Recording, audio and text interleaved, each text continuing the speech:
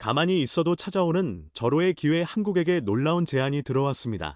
불안한 러시아의 상황 속에서 생존을 위해 연해주 지사가 한국에 편입하고 싶다고 선언한 것이죠. 그의 제안에 세계의 많은 이들이 주목했습니다. 푸틴과 결별한 러시아 관료의 행보로 인해 한국에게는 기회의 땅이 열리게 되는 상황. 한국의 운명은 어떻게 바뀌게 될까요? 지금부터 자세하게 설명해 드리겠습니다. 이제부터 연해주는 독립적으로 행동하겠습니다. 연해주 지사는 단호한 어조로 독립을 선언했는데요. 향후 연해주의 생존을 위해 더 이상 러시아의 도움을 받는 것이 의미가 없다고 판단한 러시아 관료는 과감한 결단을 내렸습니다. 갈수록 수렁에 빠지고 있는 러시아에서 살아남기 위해 특단의 조치가 필요하다고 판단한 것이죠. 연해주는 전쟁으로 인해 남자들은 물론이고 물자에 이르기까지 많은 부분을 전쟁으로 소모하고 있었습니다. 그동안 연방정부의 도움을 받아 성장을 위해 준비하던 연해주는 오히려 연방정부에 도움을 주는 단체가 되었고, 이에 참을 수 없다고 판단한 올레크 코스야코 지사는 단호한 결정을 내린 것이죠. 이 같은 결정은 러시아는 물론이고 전 세계적으로 충격을 주었습니다. 러시아 대탈출, 엑서더스의 행렬에서 지사가 직접적으로 푸틴의 행보에 이의를 제기하며 독립을 선언한 것은 최초이기 때문인데요. 심지어 그는 연해주를 한국에게 넘기겠다고 말하며 자립할 수 없는 상태인 지금 연해주를 구할 수 있는 곳은 한국밖에 없다며 한국의 도움을 간절하게 바라고 있다는 걸 공표했죠. 러시아 타스 통신사와 미국의 비즈니스 인사이더는 이 소식을 전하며 연해주의 독립적인 행보는 전쟁에서 많은 시사점을 가져다 줬다고 평가. 생존 앞에서 러시아 연방의 연대는 허망한 구호라는 것을 알 수 있다고 본 것이죠. 조짐은 일찍부터 있었습니다. 러시아 극동 연해주의회 회의에서 러시아 공산당 소속 바수케비치 의원과 제나디 술가 의원이 공개 석상에서 푸틴의 행보를 비난했는데요. 푸틴의 전쟁이 실패로 돌아가 많은 러시아인들의 목숨을 앗아갔다고 평가하며 이번 전쟁이 공식적인 실패라는 사실을 시인한 것입니다. 러시아 공직자 입에서 실패라는 소리까지 나오며 이번 전쟁에서 연해주가 많은 희생을 한 것을 간접적으로 알 수 있었죠. 갑작스러운 발언의 의회 진행자는 물론이고 공산당 당수인 아나톨리 돌가초프도 이들의 돌발 행동에 대해 어디까지나 개인적인 발언이며 공산당의 명예를 훼손한 일이라고 비판.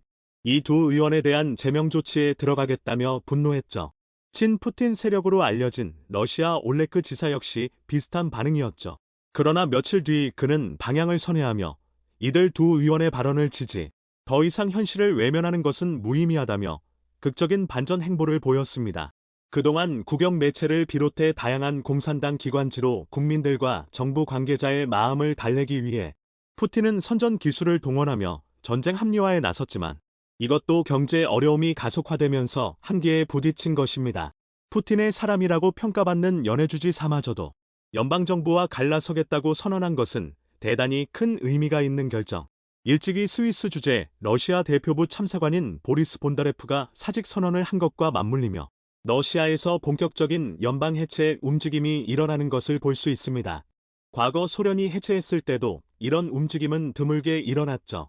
보리스 본다레프는 사직서를 통해 러시아가 벌이는 전쟁의 무의미함을 강력하게 시사하며 이를 어떻게든 무마하려고 했던 자기 자신이 비참하다고 말했습니다. 서방 세계를 향한 전쟁 가장 끔찍한 범죄라고 비판을 아끼지 않았죠. 이어 러시아 외교 및 내부 상황에 대해서도 그는 푸틴의 비위를 맞추기 위한 왜곡이 일어나고 있다는 사실을 언급. 러시아 정계에서 벌어지고 있는 일은 상식적인 수준이 아니라는 것을 지적했죠. 우크라이나를 쉽게 이기고 러시아가 금방 우크라이나 영토를 집어삼킬 수 있다는 달콤한 말에 푸틴이 속아 넘어갔고 어느 순간 돌이킬 수 없는 순간을 지나면서 현재 러시아는 자신이 한 거짓말에 스스로 속고 있다는 사실을 말했습니다. 이 같은 일갈에 러시아 당국은 어떠한 답을 내놓지 않았죠. 마치 이런 사직 선언이 없었던 것처럼 행동하는 러시아는 현재 전쟁을 부정하는 이들은 모두 반역자 취급하거나 없는 사람처럼 행동하고 있습니다. 러시아 내에서 가장 유명한 기업인인 올리가르히 신흥 재벌 올레그 팀코프는 푸틴을 향해 대량 학살범이라며 대놓고 비난. 이를 감싸는 행위는 미친 진리라며 강력한 수위의 비난을 퍼붓는 모습을 보였습니다. 유명 러시아 재벌인 미하일 프리드만과 올레그 데리파스카가 평화를 촉구하는 메시지를 보낸 정도를 넘어 강력한 비난의 목소리까지 실은 것은 푸틴의 눈치를 봐야 하는 러시아 재벌 세계에서 매우 이례적인 행보라고 할 수 있죠. 러시아 대통령 직속 부대로 알려진 국가근위대 나시그바어디어 대원 115명 역시 우크라이나 임무 거부를 선언하며 러시아 탈출을 선언했습니다. 이들은 임무 포기 선언과 함께 그 자리에서 즉시 해고 통보를 받았죠. 이들은 푸틴의 정신 상태가 이상하다고 말하며 제대로 된 충고를 하는 이들을 멀리하고 위대한 러시아를 외치는 이들만 곁에 두고 있다는 사실을 강조하며 이들을 멀리하라는 메시지를 남겼는데요. 세계 최고 통화 전문가이자 러시아 경제 위기를 온몸으로 막아내려고 했던 엘비라 나비올리나 러시아 중앙은행 총재도 사직을 선언하며 자신이 감당할 수 있는 일이 아니라고 말했는데요. 그런 그녀를 붙잡으며 푸틴은 만약 그녀가 러시아를 탈출할 경우 목숨을 부지하고 탈출하는 것은 어려울 수 있다며 협박을 했다고 합니다. 이 소식을 들은 그녀는 사직을 포기하고 총재 자리를 연임하며 러시아에 남아 생존을 위해 일을 하고 있다고 하죠. 러시아 핵심 위치에 있는 이들이 하나 같이 푸틴을 떠나 생존을 위해 도망치려고 하는 것은 러시아의 상황이 최악으로 치닫고 있다는 것을 암시하는 일이죠. 러시아 연해주지사의 독립선언과 한국으로의 영토 의탁 주장까지 나오면서 러시아는 중앙정부의 통제력을 잃어버렸습니다. 그런데 왜 연해주는 많은 국가들 가운데서 한국을 콕 집어 도와달라고 요청한 것일까요? 그것은 한국과 연해주 사이에 특별한 인연이 있기 때문입니다. 연해주는 러시아에서 유영지로 사용될 만큼 척박하면서 개발이 안 된 땅으로 유명합니다. 우크라이나 마리오폴 주민들이 연해주 블라디보스토크 인근 항해도시 나온카로 쫓겨난 것도 이를 잘 보여주는데요. 감당하기 힘들거나 러시아 정부가 처치하기 힘든 일이 있으면 이들을 극동지역, 시베리아로 보내는 것이 일반적이죠.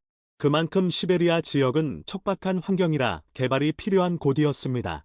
러시아도 이 사실을 잘 알고 있었기에 북극 개발과 함께 극동아시아 지역에 위치한 연해주 개발에 의욕을 보였었죠. 러시아 연방정부 차원에서 극동개발부를 신설하며 극동아시아의 경제 선진국인 한국, 일본, 중국을 초대, 개발에 있어 민간 기업의 투자를 요청할 정도였죠. 연해주에서 벌이던 여러 개발 사업 중 러시아가 가장 중점을 둔 사업은 한국과 협력하기로 결정한 볼슈이카멘 스마트시티입니다. 한국형 스마트시티 구현하기로 결정한 7곳 중 한 곳으로 러시아 연해주가 선정되면서 연해주는 기쁨의 눈물을 흘렸다고 하는데요. 스마트시티가 설립되면 그 근방으로 사람들이 모여들 것이고 기업들이 들어서면 연해주 경제 활성화로 이어지기 때문에 연해주 정부 차원에서 사활을 걸 정도로 중요하게 생각했습니다.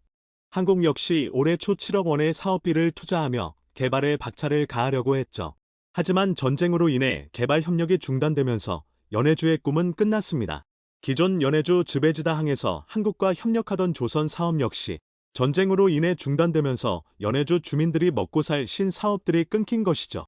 중앙정부는 전쟁으로 지원도 어렵고 알아서 사업을 하려고 보니 이것도 전쟁으로 추진이 어려우니 연해주 입장에서는 분노할 수밖에 없었죠.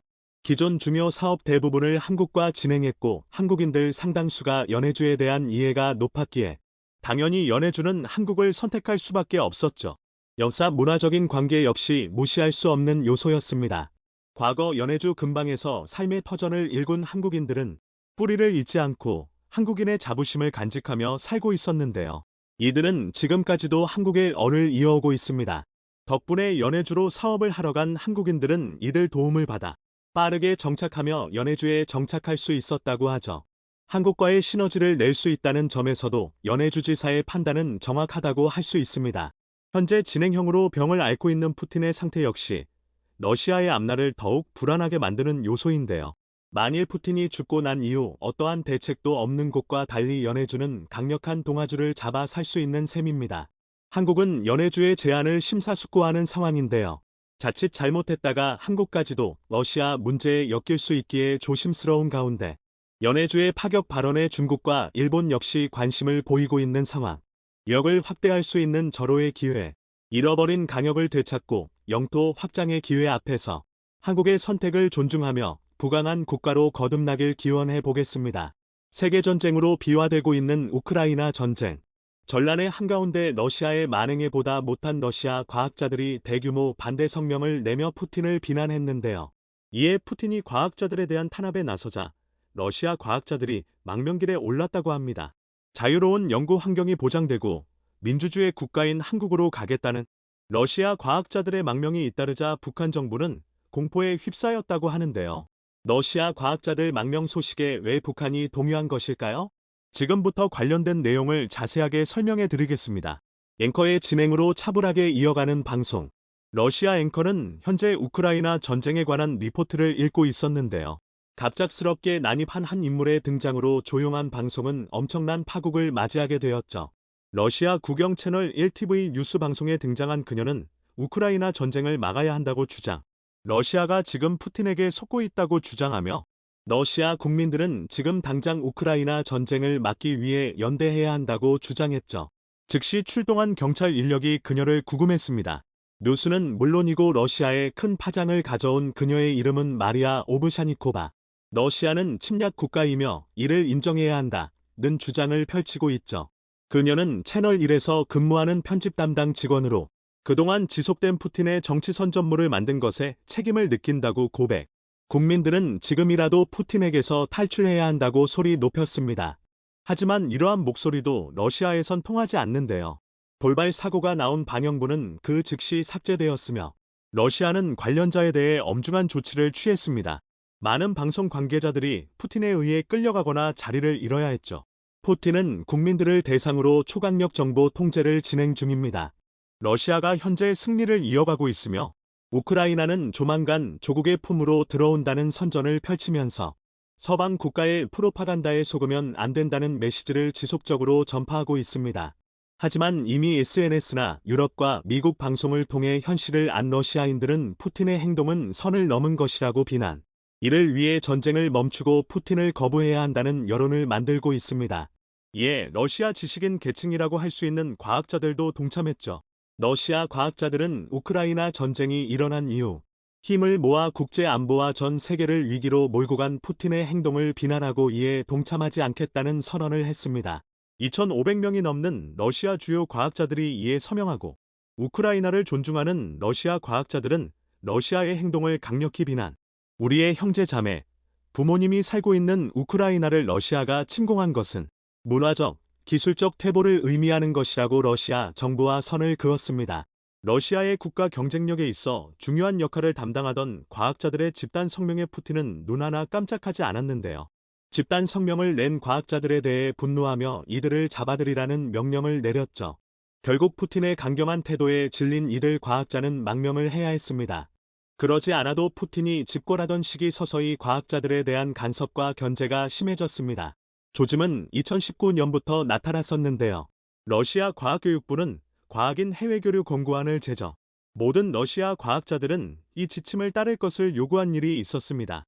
이 조치를 읽어본 과학자들은 경악을 금치 못했는데요. 러시아 과학자들은 최소 5일 전에 외국 과학자와의 만남을 정부에 알려야 하며 해당 모임에 참석한 과학자의 여권 사본을 반드시 정부에 제출할 것이 권고안에 담겨 있었죠. 당시 정부의 조치가 지나치다고 얘기하며 러시아 과학자들 사이에서 푸틴에 대한 분노가 끌어올랐습니다. 생명정보학 전문가 미하엘 겔판드 박사는 이 지침을 따르지 않겠다고 말하며 창의적이고 사적인 접촉을 통한 연구는 과학의 기본을 흔드는 일이라고 주장. 러시아 과학자들은 단체 성명을 내며 정부의 통제를 비난하고 나섰죠. 러시아 정부 역시 이들의 강경한 입장에 한발 물러났습니다. 러시아 당국은 권고안에 불과하다. 고 말하며 산업 스파이 문제가 대두되는 상황에 어쩔 수 없이 조치를 강화한 것이라는 변명을 내놓았죠. 그런데 과학자들의 전쟁 반대 성명으로 푸틴 정부는 노골적으로 바뀌었는데요. 러시아 과학자들을 통제하겠다는 푸틴의 생각을 드러낸 것입니다. 참지 못한 이들 러시아 과학자들은 대탈출을 감행하게 되었죠. 바로 북한이 그 주인공이었습니다. 러시아 과학자들의 탈출 소식에 경악하지 않을 수 없었다고 하죠. 그런데 어째서 러시아 과학자들의 러시아 탈출 소식에 북한이 당황한 것일까요? 그 이유는 바로 북한의 과학기술 대부분을 러시아가 제공했기 때문입니다. 기초과학이 부실한 북한은 베끼다시피 러시아 기술을 흡수했는데요. 가장 대표적인 부분이 현재 북한이 자랑스럽게 선전하는 미사일 기술입니다. 사실 경제는 물론이고 국가 경쟁력에서 최하위 수준에 머무는 북한이 핵무기를 비롯해 첨단 미사일 개발에 앞서 갈 수 있는 것은 불가능에 가깝습니다. 그런데 그걸 꾸준히 지속해낸 국가가 바로 북한이었죠. 그 뒤에 러시아 과학자가 있을 것이라는 의심은 많았지만 직접적으로 증거가 드러나지 않았던 것이 사실이었습니다. 그런데 탈북 과학자의 증언으로 이 사실이 밝혀진 것인데요. 북한에서 미사일 개발에 참여했다가 한국으로 도망친 과학자는 소련이 해체된 직후 25명가량의 연구원이 북한으로 들어와 미사일 개발에 역량을 쏟았다는 사실을 폭로합니다. 당시 1970년대 북한은 미사일을 자체 생산하고자 과학자들을 닥달했으나 기초과학이 부족했던 북한 수준으로는 흉내조차 못 내는 게 현실이었죠. 그런데 소련이 망하면서 소련 과학자들이 북한으로 넘어와 각종 기술을 지원한 덕분에 개발이 급속히 진전된 것입니다. 북한은 이 사실을 잘 알았기에 러시아 과학자들을 극진히 대접했습니다. 이후 2000년대 소련의 뒤를 이은 러시아가 북한에 있는 과학자들을 대상으로 높은 급여와 자리를 약속, 고국으로 돌아올 것을 요청했으나 북한은 이들을 붙잡기 위해 파격적인 혜택을 제공했죠. 개인 연구원에게 한 달 8,000달러라는 파격적인 금액을 약속. 게다가 북한 경제력으로 감당이 안 될 정도의 고가의 차량과 아파트까지 제공하며 이들의 마음을 붙잡는 데 성공했습니다. 덕분에 북한 미사일 개발 수준은 비약적으로 상승했죠. 2017년 북한은 신형 엔진의 연소, 실험 성공을 대외적으로 발표 이후 화성 12형 발사에 성공했다는 소식을 알리며 미국은 물론이고 러시아까지 경악할 만큼의 성과를 거두었습니다. 광 미군기지를 훌쩍 뛰어넘을 사거리 5,000km의 미사일을 자체적으로 개발한 것입니다. 러시아는 결국 북한에 거주하는 러시아 과학자들을 인정. 이후 러시아는 북한이 요청한 과학자들을 보내주며 교류를 이어갔습니다. 이 결과 러시아 과학자들은 북한의 기밀 정보를 많이 취득하게 되었습니다. 북한이 현재 개발 중인 미사일의 수준부터 약점까지 다 알고 있죠. 그런데 러시아 과학자들 상당수가 러시아 정부의 전쟁에 반대하며 다른 국가로의 망명을 시도하게 되면서 문제가 복잡해졌습니다. 비밀 정보를 쥐고 있는 러시아 과학자들이 북한이 아닌 다른 국가, 정확히는 한국을 망명지로 선택하고 있기 때문이죠. 정보 통제는 물론이고 과학자들을 무시하는 푸틴 대신 자유로운 연구 환경이 보장되고 첨단 연구 시설을 갖춘 한국이 이들 러시아 과학자들에게 매력적인 장소로 보인 것입니다. 북한 입장에선 자칫 잘못하다가 북한의 미사일 정보를 진 과학자들이 한국 손으로 넘어가는 걸 지켜봐야 하죠. 북한은 러시아 과학자들의 망명을 막기 위해 필사적이라고 하는데요. 그러나 이미 러시아의 눈을 피한 이들 과학자들을 추적하기 어려운 상황이라고 합니다. 최근 북한은 우크라이나 침공과 관련해 러시아를 공개 지지. 북한 외무성 대변인은 언론을 통해 우크라이나 사태의 발생 근원은 전적으로 다른 나라의 강권과 전횡을 일삼는 미국이라고 지칭하며 오히려 문제의 원인을 서방 세계에 돌렸죠. 당연히 러시아 과학자들 입장에서 북한으로 갈 명분이 더 없어진 상황. 반면 한국은 이들 과학자들에게 굉장히 매력적인 장소로 대두되었는데요. 한국 역시 북한처럼 러시아와 지속적인 교류를 통해 과학기술을 발전했는데요. 대표적으로 알려진 제품이 바로 김치냉장고입니다. 러시아 탱크 냉방에 사용되는 열전 소재는 러시아 과학자들의 작품입니다. 그동안은 군용으로만 이용한 이 소재의 가치를 깨달은 한국 과학자들이 국내 기업이 개발한 상품 중 소련 시절까지 포함해 러시아에서 개발되거나 러시아에서 사용된 발명품이 적지 않습니다. 비포장도로를 달리는 전차의 캐터필러부터 벌판과 도심의 레일을 달리는 전기기차, 그 외에 친환경 태양광 전지판이나 헬리콥터 등 다양한 분야에서 러시아 과학자가 아이디어를 내놓은 것들이 많은데요. 한국 과학자들은 이들의 아이디어와 기술을 배워 새로운 제품을 개발했고 이는 한국 기술의 성장으로 이어졌죠. 한국과의 협력을 기억하는 이들 러시아 과학자들 중 특히 우주과학 분야 인재들이 한국으로 넘어오고자 대사관을 통해 한국으로의 망명을 원한다고 하는데요. 실제로 무기 연구 및 생산을 도맡았던 모스크바 열기수련고소 소속 연구자 유리 솔로모노프는 러시아를 도망쳐 한국으로의 망명을 원했다고 합니다. 그는 러시아가 개발한 아이시밤 토폴의 중추 인력으로 알려졌는데요. 러시아와는 비교도 안 될 정도로 쾌적한 개발 환경에 감탄했다고 합니다. 그 외에도 많은 과학자들이 한국에 반해 이주 계획을 세우는 등 갑자기 한국이 이들 러시아인들의 유토피아가 되었습니다. 최근 소식에 따르면 미국 재무부가 제재를 가한 러시아인 2명 중 북한의 대륙간탄도미사일 ICBM 개발에 깊숙한 개입을 한 인물도 한국 망명을 타진하고 있다는 소식이 타스, 테이시 통신을 통해 알려졌죠. 북한의 비밀을 쥐고 있는 인재에 잇따른 한국 입국 소식에 북한은 더욱 긴장을 늦추지 못하고 있습니다. 한국은 우크라이나 전쟁 덕분에 손쉽게 과학 인재는 물론이고 북한의 기밀까지 모조리 파악할 수 있게 된 상황. 한국에게 그야말로 엄청난 기회가 찾아왔는데요. 다시 없을 절호의 기회를 한국이 잘 붙잡길 바라며 그동안 꽁꽁 숨겨왔던 북한의 미사일 기술력을 속속들이 파악할 수 있기를 기원해 보겠습니다. 현재 러시아가 중국인 입국을 거부하면서 양국 간의 우려의 목소리가 나오고 있습니다. 로이터와 블룸버그 통신에 따르면 모스크바에 있는 주러시아 중국 대사관은 전날 위챗 계정에 글을 올려 지난달 29일 카자흐스탄에서 러시아로 넘어가려던 중국인 5명이 검문소에서 4시간 동안 조사받은 뒤 비자가 취소되고 입국을 거부당했다고 밝혔습니다. 주러 중국 대사관은 러시아 외무부와 국경 담당 기관을 차례로 만난 뒤 이 사건에서 러시아의 잔혹하고 과도한 사법 집행이 중국인의 정당한 권리와 이익을 심각하게 훼손했다며 내오 화를 내면서 이는 중러 우호 관계의 큰 그림 그리고 양국 간 우호적인 교류 확대 추세에 어긋난다 라면서 러시아의 이상행동을 지적하는 모습이 나오면서 너무 과도하다는 반응을 보입니다. 중국 측의 이같이 강력한 비난은 최근 중러 관계를 고려하면 이례적이라는 평가를 받고 있으며 일각에서는 중국이 러시아에 으름장을 놓으며 협박을 하는 모습도 보인다고 말하고 있습니다. 러시아가 중국인 입국을 거부하는 이런 모습이면 앞으로 도움을 받기 어렵다는 말이 나옵니다. 현재 중국이 러시아 경제를 돕고 있기 때문에 이러한 으름장성 경고가 나온 것이죠. 그러나 일각에서는 러시아가 중국을 국경에서 거부한 것은 의미심장한 표현이란 해석이 나옵니다. 특히 러시아는 한국, 일본 등 주변국의 강경한 자세를 보이면서 압박의 수위를 높이고 있는 상황이며 반면에 중국과는 갈수록 밀월 관계가 깊어지는 듯하나 국경 문제에 이런 반응을 보이는 이유가 있다는데요. 이는 중국이 러시아 영토에 대한 최근의 야욕을 보임으로써 절대 경계를 한다는 겁니다. 여기에 내부적으로는 러시아에서 한국과 같은 믿을 만한 국가를 거론하고 있는 상황이라고 하는데요. 물론 지금 한국이 러시아와 무엇을 추진할 상황은 절대 아니며 전쟁이 반드시 종료돼야 합니다만 러시아가 중국을 거부하며 내부적으로 한국을 거론하는 것은 매우 중요한 부분이라 전해집니다. 올 들어 러시아가 주변국에 뱉은 말은 사실 한국 입장에선 썩 유쾌한 상황은 아니었습니다.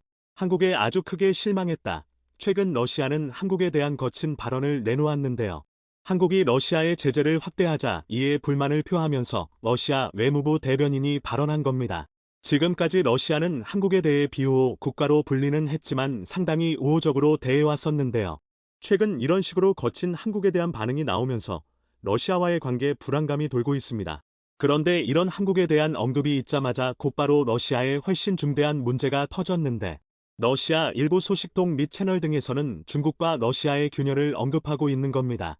중국은 푸틴과 러시아의 가장 중요한 한 가지 면을 잊지 못했고 그 속내를 드러냈다. 고 평했습니다. 이는 중국이 결정적인 상황에 속내를 드러냈고 결국 이것이 한국에도 영향을 끼친다는 설명인데요. 왜 중국이 이러한 실수를 저지를 수밖에 없었는지와 러시아는 다시 한국으로 키를 돌린다는지 보겠습니다. 그만큼 중대한 문제가 등장했다는 이야기인데요. 우선 역대 최고 우방 관계라는 중국과 러시아는 갈수록 그들의 동맹을 과시하고 있는 상황입니다. 중국은 미국이 그렇게 하지 말라고 저지했던 군사 지원을 하다가 미 CIA에 발각이 되었으며 로이터 통신에 따르면 미 상무부는 중국군 현대화 지원 등의 명목으로 37개 기업을 제재했는데 그중에 중국 기업이 28개가 포함되며 중국을 러시아 배후로 정조준하고 있습니다. 그런데 일각에서는 중국의 이러한 미국에 대한 과감한 행동은 상당히 의외라고도 전해지는데요. 실제 지금까지 미국 눈치를 보면서 군사 지원만큼은 꺼리고 있었는데 자칫 경제가 폭망할 수 있기 때문이죠. 미국과 유럽의 다국적 기업들이 중국에서 일해왔고 그들은 중국 지방정부의 엄청난 수입원이 됩니다. 그러나 지난 3년간 중국의 제로 코로나 정책으로 많은 다국적 기업이 탈중국을 하게 만들었기 때문에 이 상황에서 서방 기업을 자극해봤자 더욱더 중국 경제가 악화될 가능성이 크다는 겁니다. 특히 현재 헝다발 중국의 부동산은 아직도 복구가 안 되었고 역대급 짐재를 맞고 있는 상황이기 때문입니다. 그럼에도 불구하고 중국에서 미국을 대항하자 러시아는 연일 환영의 메시지를 보내고 있었으며 중국의 외교부에서는 역사상 가장 아름다운 관계를 러시아와 맺고 있고 강력하다고 자랑하듯 말했습니다. 물론 그 속내를 들여다보면 러시아와의 관계가 전혀 중국이 손해보는 일이 일단은 없기 때문입니다. 러시아의 원유나 천연가스 수입을 가장 많이 저렴한 가격에 진행하며 이득을 제대로 챙기고 있습니다. 또한 러시아 자동차 핸드폰 시장에서 한국을 비롯한 외상 기업을 모두 몰아내고 점유율 1위를 기록 중입니다. 사실상 러시아 경제를 집어삼키고 있다고 해도 과언이 아니며 한국이 가장 큰 위기를 맞고 있습니다. 그 가운데 러시아는 자연히 많은 것을 내주고 있으니 중국에 가장 필요한 군사 지원을 요청한 것이며 중국은 어쩔 수 없이 뒤로 군수 물품을 공급하다가 이번에 적발되면서 철퇴가 내려진 걸로 보입니다. 또한 미국이 중국의 대만 수복을 강력하게 저지하려는 움직임이 더해진 것도 있습니다. 미국은 최근 일본, 호주 등과 함께 상륙훈련을 가속화하고 있고 대만의 무기도 대거 판매했습니다. 대만의 무기 판매는 중국이 가장 싫어하는 것이나 작년에 1조 5천억 원 금주에는 8천억 원을 추가했고 F-16 및 공대공, 지대공 미사일 등 대만을 더욱더 무장화시키며 중국 침공 대비를 강화하고 있습니다.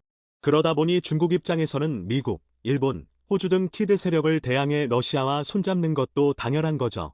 경제보다 중요한 것은 대만 수복이며 남중국해의 패권 싸움에서 절대 밀리지 않겠다는 의지입니다.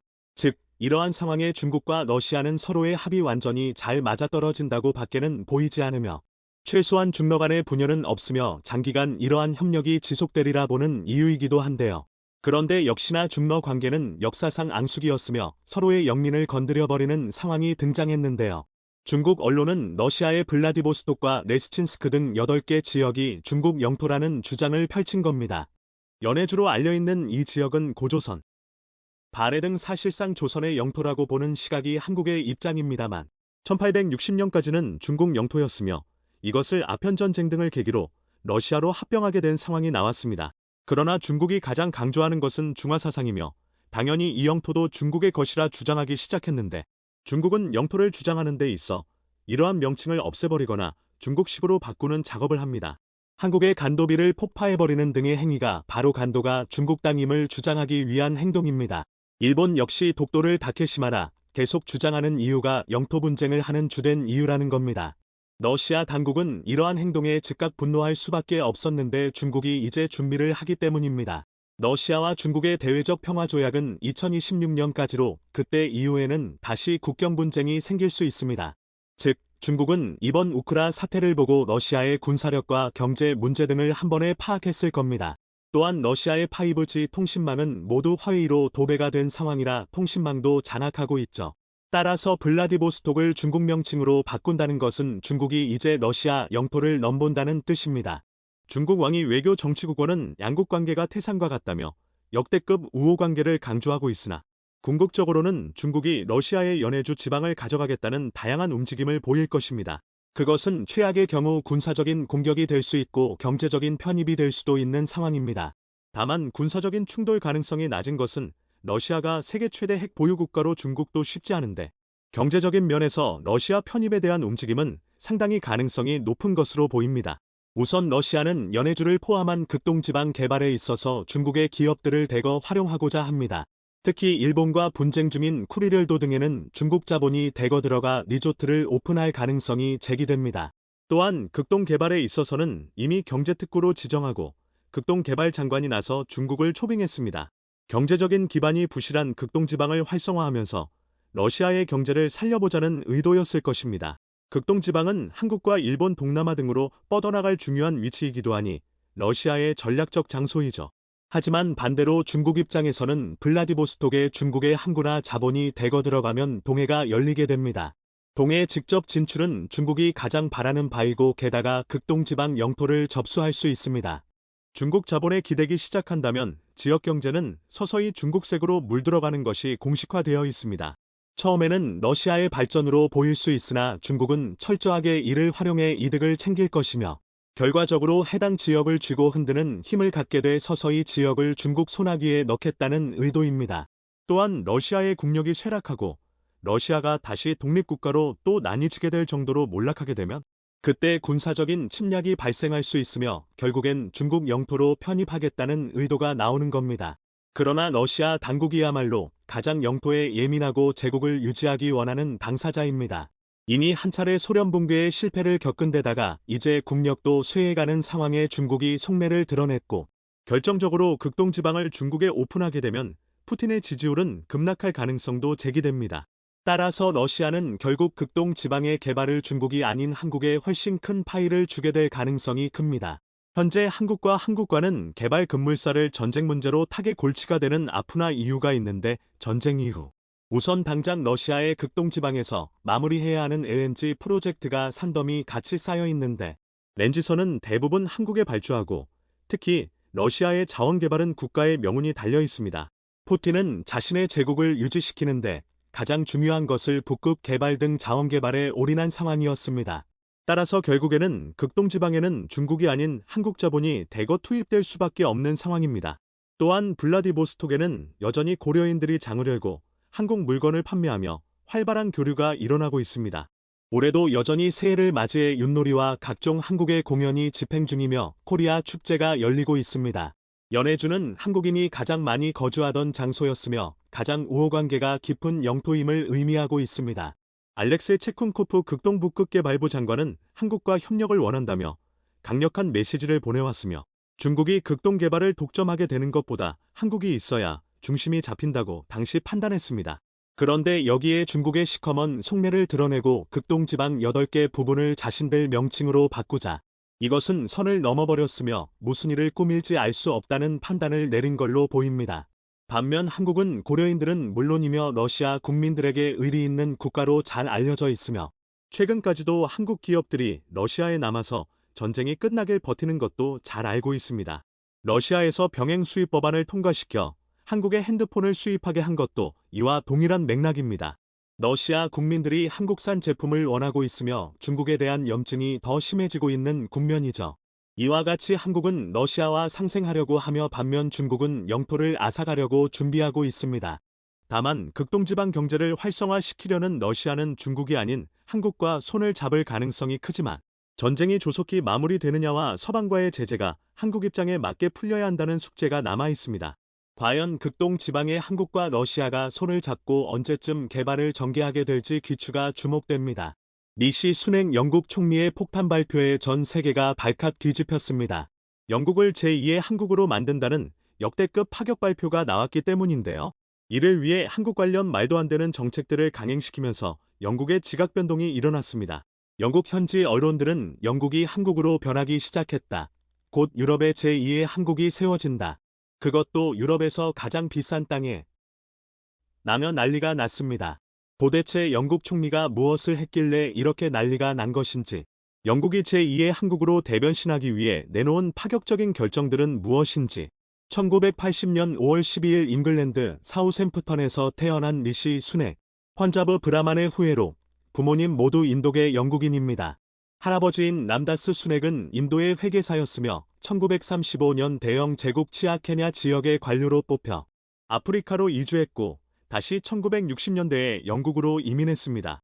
아버지는 네스 소속 일반의로 어머니는 약국을 운영하는 약사로 근무했습니다. 집안이 매우 부유했죠.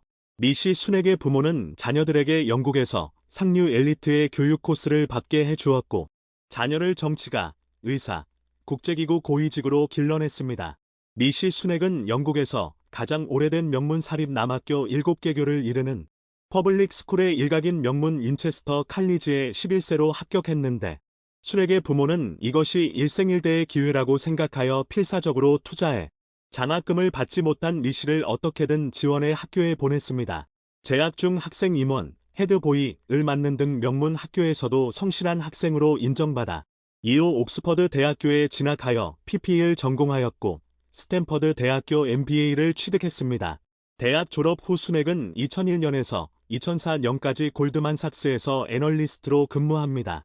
또 2004년에서 2009년까지 아동투자 자금 운용, 더 칠드런즈 인베스트먼트 펀드 매니지먼트이라는 헤지펀드에 입사하여 고위급 임원으로까지 승진하기도 했습니다. 이후 그는 동료들과 함께 퇴사하여 덜렘 파트너스, 셀러메이 파워트너즈, 나는 헤지펀드를 창업하기도 했습니다.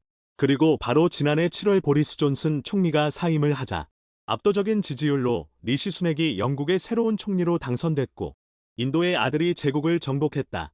역사는 돌고 돈다. 최초의 인도계 영국 총리 탄생에 150만 명에 달하는 영국 내 인도인 지역사회는 물론 인도 본토까지 홍분에 휩싸였습니다. 제국주의 지배국가를 피지배국가 후손이 이끌게 된 역사의 아이러니에 감격을 감추지 못했습니다. 영국은 1858년부터 1947년까지 인도를 식민지로 삼아 착취했습니다. 순핵 총리는 영국 국적자이지만 혈통의 뿌리는 인도에 있습니다. 이도 언론은 순핵 총리의 총리 지명 소식을 대서특필했습니다. 발행부수 기준 세계 3위 신문이자 인도 최대 힌디어 일간지 다이니크 바스카는 순핵은 과거 인도가 당한 모욕에 복수했다며 인스턴 처칠 전 영국 총리가 인도 지도자는 매우 약하다고 말했지만 이제 영국의 총리는 인도계라고 보도했습니다. 수십 년간 인도를 지배했던 국가의 지휘권이 지금 인도계 총리 손 안에 있다고 전했습니다. 인도인들은 영국 주류 사회에 속한 순핵 총리가 힌두교도임을 숨기지 않는 것에도 열광했습니다.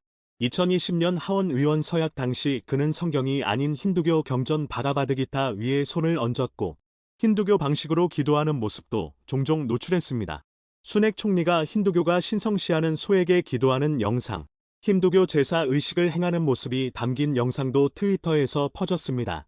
인도 여당 인도국민당 BJP 프리티 간디 의원은 미국 워싱턴 포스트 인터뷰에서 문화와 뿌리를 존중하고 인정한 자랑스러운 힌두교도의 부상을 크게 반긴다고 말했습니다.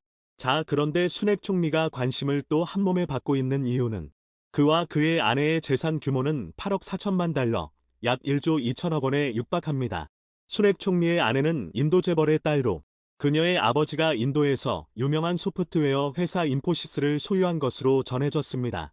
이 때문에 순핵 총리가 아내의 막대한 재산을 불려줄 정책을 펼 수 있다는 우려도 상당합니다.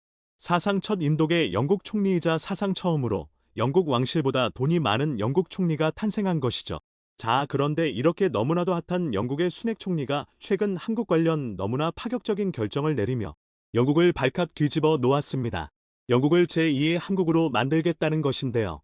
한국으로부터 2만 5천 톤급 군함 4척을 사들인 것은 물론 영국의 공군도 한국산 전투기를 대규모로 사들여 도배하는 것은 시작에 불과했습니다.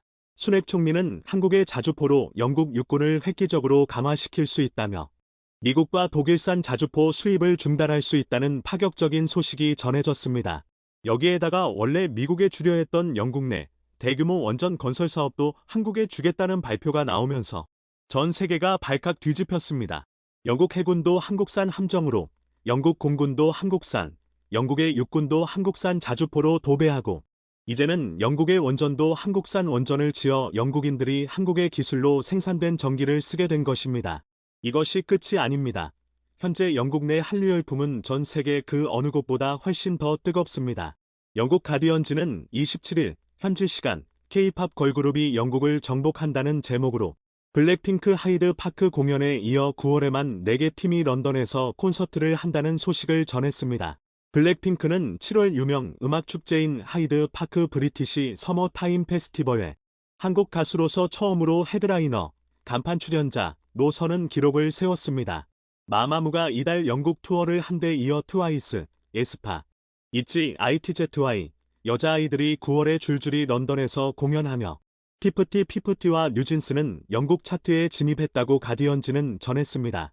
가디언지는 영국에서 한국 걸그룹 인기의 한 이유로 영국 걸그룹의 몰락을 들면서 한국 걸그룹이 소셜미디어를 타고 섬세하게 조율된 성공 공식을 가지고 영국의 상륙의 빈자리를 채웠다고 말했습니다.